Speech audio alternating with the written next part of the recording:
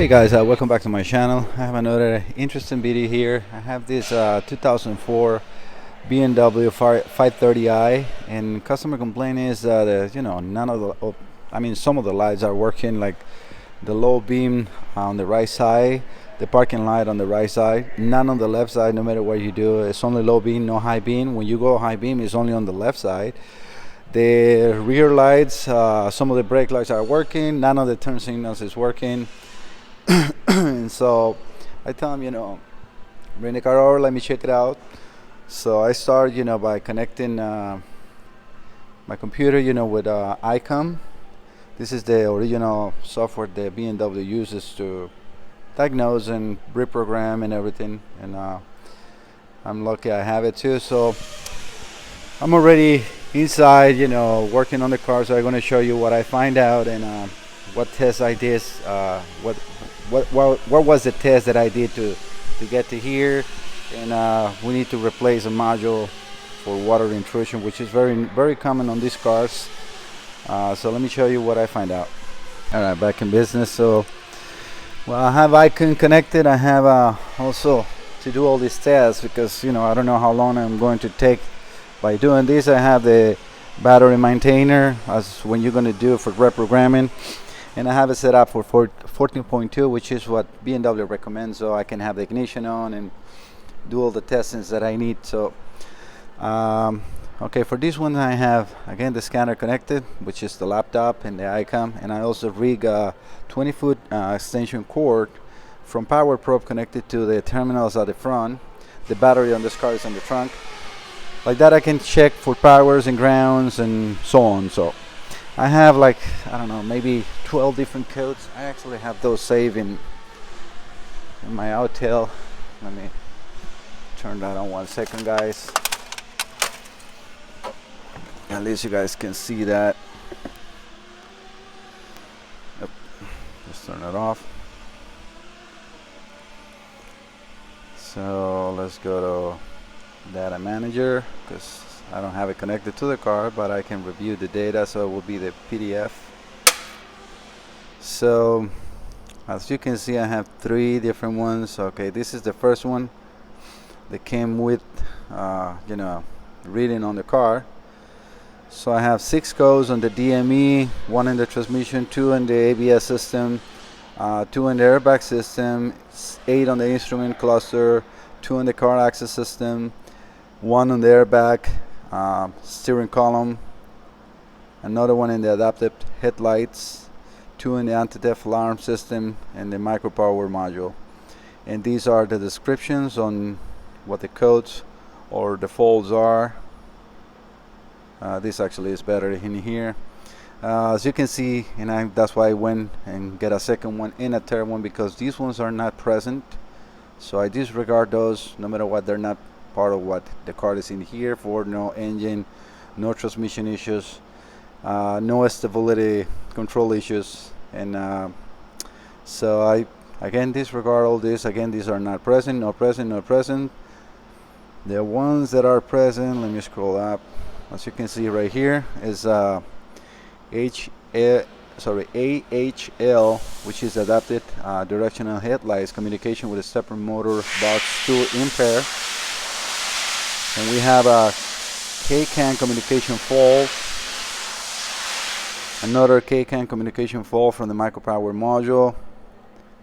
These are not present, these are not present, not present, not present, and then we have another present in here. This is in the live module. So when we have terminal 30V connection faulty, brake light switch, that one, sorry, is not present. When I have so many different K-CAN and communication and terminal connection faulty, I like to, especially in the German cars, I like to start to see which one might be the common. Like in this case, the light module bring my attention up because it says terminal 30 connection faulty. That is about the power on this module. This module is always checking for power on terminal 30V, which is pin 9 or pin 9 or pin 47, which are the 2 powers on the module. I'm going to show you on the computer. So I want to make sure that this module is up and going, because this is the one that takes care of all the lights, which is my concern so far.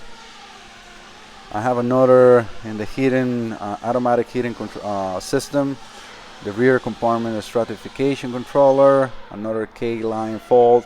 That one is not present, but so like I said again, I went and I start with the light module. The light module is on the driver foot well. You have to remove the panel that has like 4. This is the panel that has a small speaker. That's a panel that will be like almost on top of your feet, right? So you have to remove 4 Phillips screws to get to that.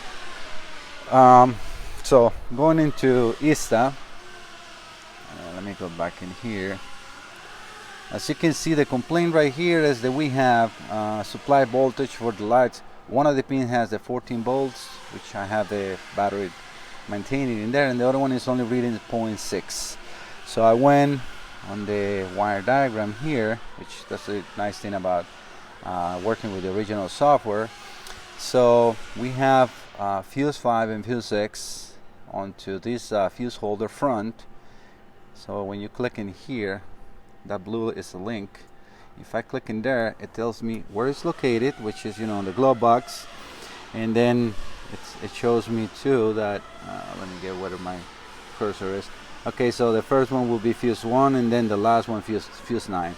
So those are on the glove compartment. Let me show you that. I checked those fuses and they got power, no issues. So again, those will be those big fuses in there. One is missing because it's not used, but then I checked, all the fuses, and they got power, which is only the 5 and the 6 for what our problem is. So that makes me go over to the module and check for powers in there. Again, I remove this cover from there, and that in there is the module on the floor. I remove the cover. As you can see, we got green custis in here.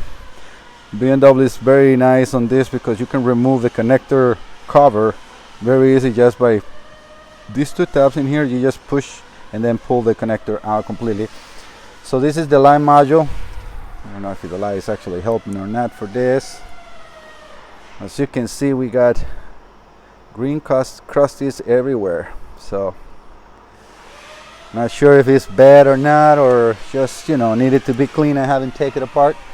So again, those are the connections or the connectors that we need to check. Very nice. Also there all the numbers in here. So pin 9 is right here. Pin 9 is right here. So I got my test light connected to that 20-foot extension cord to ground, and when I touch in there, we got power. It's not loaded.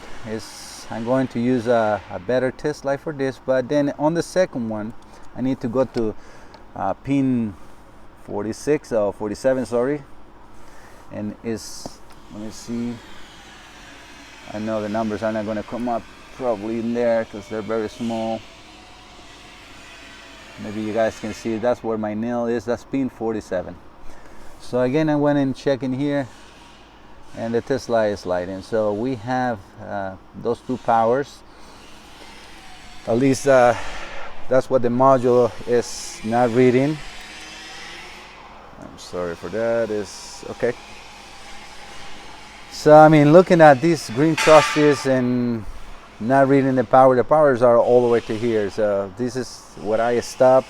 I'm going to check this, see if I can open this module apart, open it up, which looks like it might be possible, and see if I can clean it. Sometimes you use dielectric cleaner for this kind of stuff and clean the connectors. That luckily they don't look that bad. None of the pins are on the terminals or in the connectors, so it's just water intrusion. I have to clean this inside too as well. As you can see, all that was there too. But again, right here, if you see, at least the green pause has not reached up. I don't see none of the connections. As you can see, if I flip this around, all that looks very, very clean, luckily. So it was some time, maybe most likely this is from the windshield. So again, I'm going to try to clean all this, blow air very good, try to clean very good, and see if I can clean that module and see if it comes back to life. Otherwise we're gonna need to replace. But this is the finding. So again, don't get too crazy with all the CAN communications and try to see if it's communication on the network. Let's first start with the basics, powers, grounds, and check the connectors. Because all these European cars, they got these issues with the connections and water intrusion. That has to be always your first goal. So I'm gonna show you also on the rear seat. Like this car has some other issues too. Look at the rear seat. It has, that is if the camera focus in there. Okay, that's water, and it's not dripping. It looks like it's water because if you see the ceiling is clean. So that looks like it's coming from underneath. I didn't see anything in there. I don't know if it's a hole or not. I haven't lifted the car, but you know, those are worries that maybe something else. Again, I'm starting with the lights and see how it goes. I mean, this is not going to be the end of the video. I will proceed with the diagnosis and repair. Hopefully, I can bring it back to life by cleaning it. I also have another interest video coming very soon with that Mini Cooper. That's another diagnosis that has a steady misfire, or not really steady, it's an intermediate misfire under load on cylinder 3. So we'll see how it goes with that one too. All right guys, stay tuned.